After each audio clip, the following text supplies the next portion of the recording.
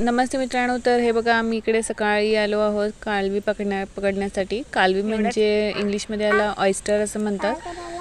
तर हे बघा, हे शिंपलीच्या आतमध्ये मोती असतात।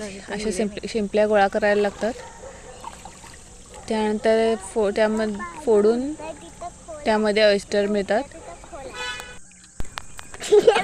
तर हे शिंपल्या फोडून असं 7 ते 8 वेळा धुवून घ्यायचे असतात। परत हे आता आपण फोडणी घालून घेऊयात।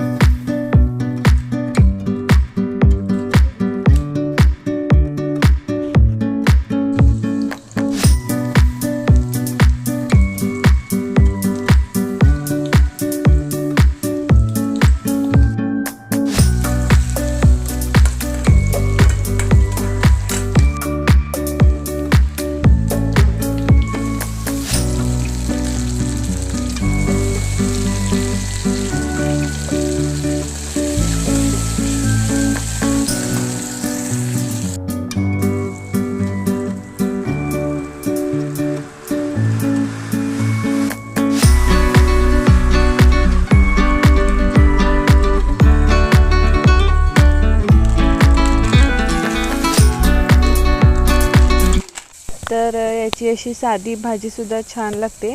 तर हे बघा, कालवा फ्राय तयार झालेला आहे।